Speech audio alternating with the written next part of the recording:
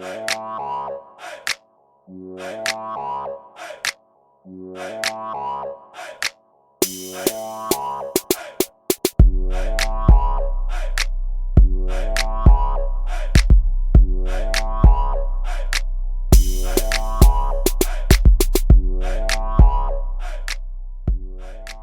back to the Beast Game Podcast, and today we are talking about the latest MCU movie called The Marvels. Follow up 2019's Captain Marvel, and then also, I guess, 2022's Miss Marvel.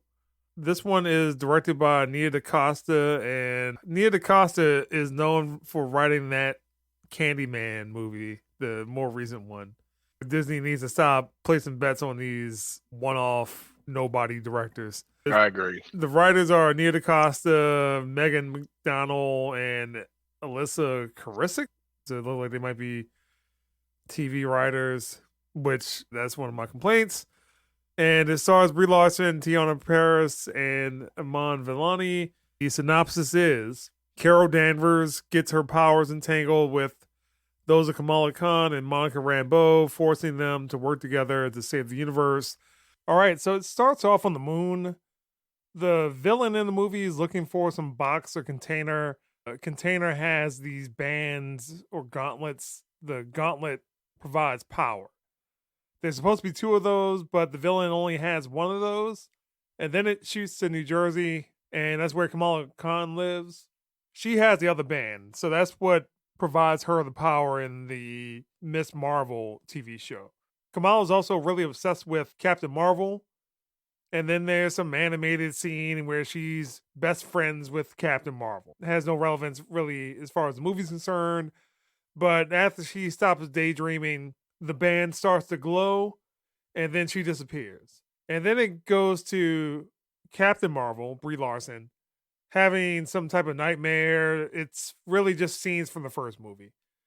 When she wakes up, Nick Fury reaches out to her, tells her that there's some disturbance with something called the jump point, aka wormhole, and wants Captain Marvel to investigate it. And then it goes to Monica Rambeau, who is repairing some equipment near the jump point, aka wormhole. And then there's this very off-putting scene where Monica Rambeau doesn't want to interact with Captain Marvel because Fury is basically on a three-way call with both of them trying to figure out what's going on. But she's like, I don't want to talk to her. Oh my God. It goes back to Captain Marvel getting to the moon. She finds the jump point. The jump point, again, is a wormhole. The wormhole is supposed to close after someone goes through it. But this one is not closing, mainly just because the villain went through it. Monica sees something related to the jump point, and then she touches it. Then all the characters, Miss Marvel, Brie Larson, Captain Marvel, and Tiana Paris, they all start switching places every time they use their powers, and then there's an action scene, and then it kind of goes into trying to bring all three of them together in order to fight the villain. Jay, how do you feel about the Marvels? I hated it. It shouldn't have been made. This was basically a TV show that extended way too long. The villain was fucking horrible. I didn't give a shit about anything. It didn't stick. It didn't know what it wanted to be. And the sad thing about this, I've never seen Miss Marvel. I know who Miss Marvel is. But I would say she was the only bright spot in this whole fucking movie. That's it. Everything else was god fucking awful. The transitions, I didn't like none of them transitions when they kept switching powers. They had an entanglement. That's what they said. It was horrible. Yeah, it's called the quantum entanglement. We bring Tupac back for that one. It's horrible. Discussed the writers earlier. You said they did just TV shows or they really did jack shit. Yeah, they mostly did Disney, Marvel type TV shows. The director wrote it too. The director did Candyman. Candyman was good, but then it also had some shit with it. But I think it's only good because people remember the original. It wasn't better than the original. Was it good? It was okay. Maybe she should stick in her fucking lane and not do anything. Work on your writing. Maybe you're a decent director, which from this, I don't see it. Unless the studio has involvement, it was just like... Doubt it. Barely hour and 35 Yeah. minutes, Yeah, it's 34. barely 90 minutes. It felt long as hell. Well, Matt, how do you feel about the Marvels? I don't even know if this would even suffice to be a TV show, to be honest with you.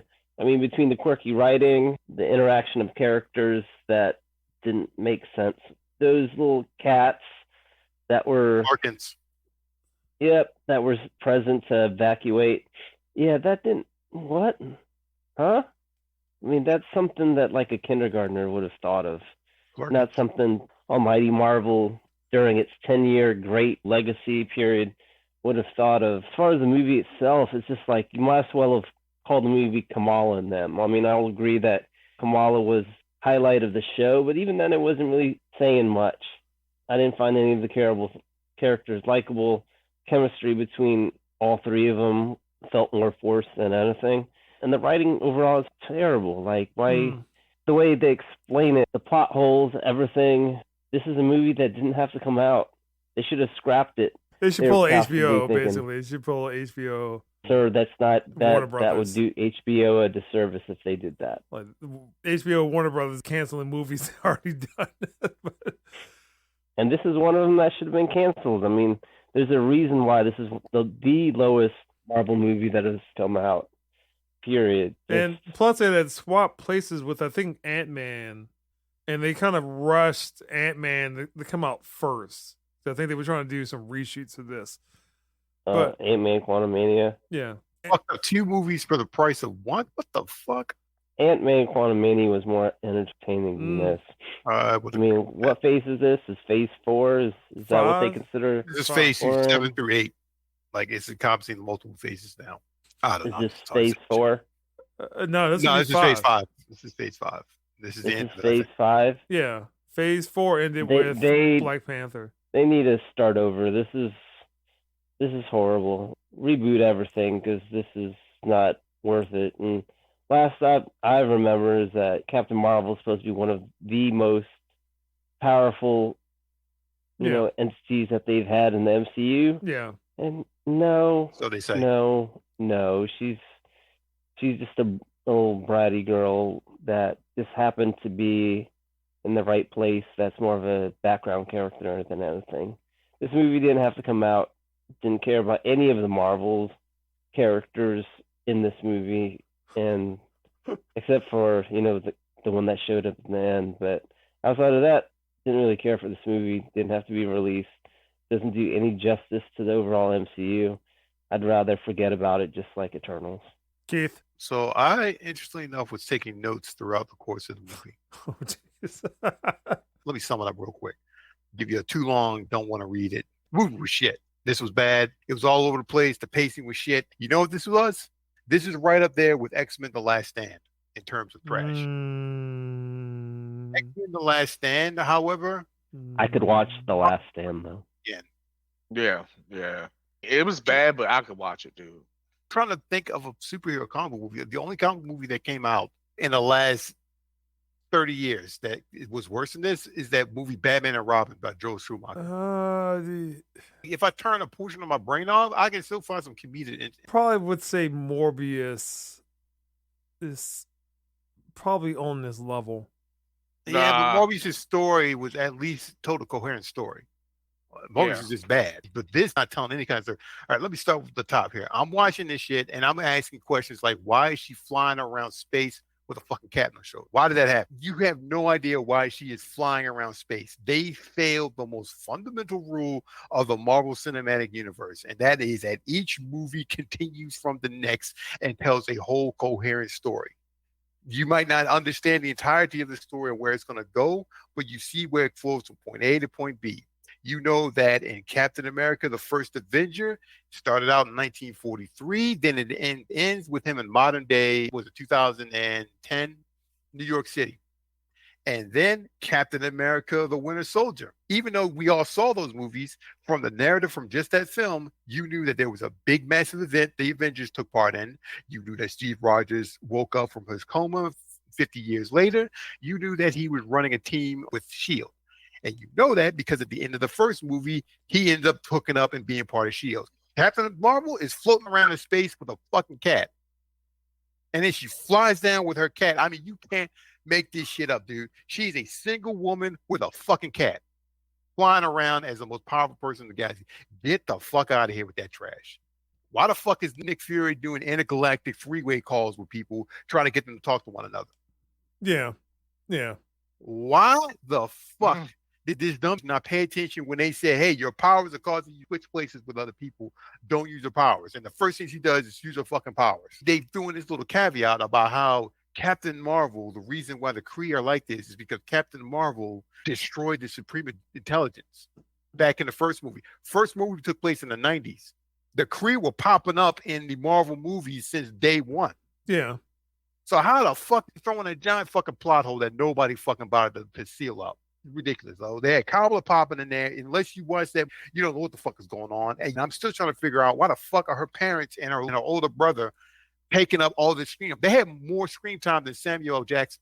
And then you had the goddamn flirting kitten floating around to the Song of Memories as they suck up people as their brilliant escape plan.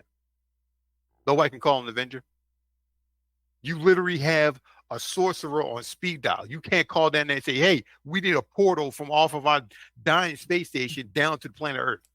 I'm not asking rhetorical questions. Somebody needs to answer these questions. Why the fuck did all this stuff happen, yo? Why am I having these questions? What the fuck did Kevin Feige do? Whoever Feige used to craft the MCU in the beginning, he needs to kick that son of a bitch and get him back to work again, because clearly he don't know what the fuck he's doing. This shit is terrible.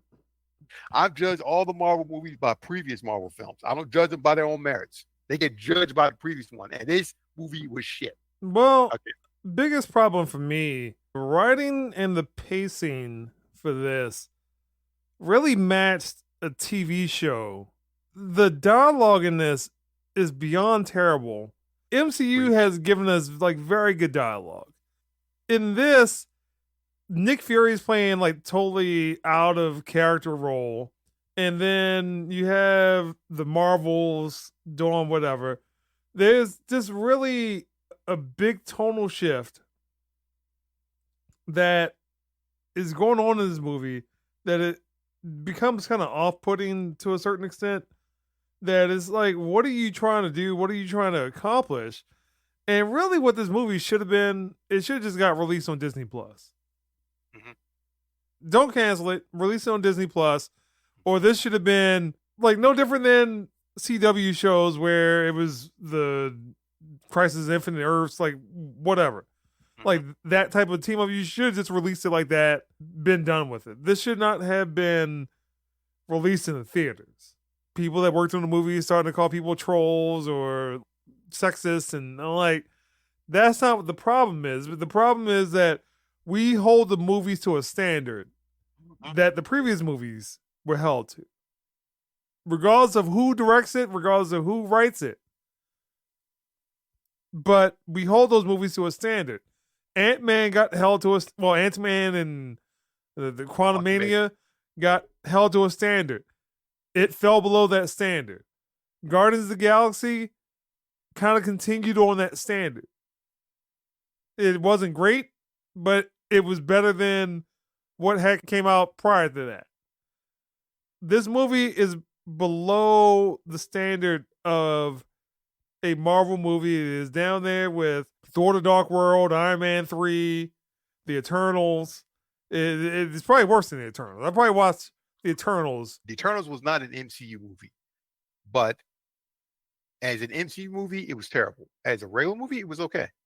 Yeah. If you took out any connection to the Marvels and played it as a straight science fiction story, I would have given it a decent rating. And then, I mean, just with all the cameos, I mean, Beast makes a cameo, who cares? Her mother as Binary, I'm just like, you completely lost the entire audience now. Like, who the fuck is Binary? Was a minor fucking character. Threw her up there in the 80s to make more black superheroes. That was it. Like, it did okay. She changed her name to God, I forgot Binary turned stuff. I don't even want to talk. The beginning of the movie is bad from a standpoint that there's just conflict thrown in there for no other reason other than the script needs conflict. So you have Monica Rambeau and Carol Danvers. They're not speaking. They don't want to speak to each other for whatever reason. There's no point for it. There's no point.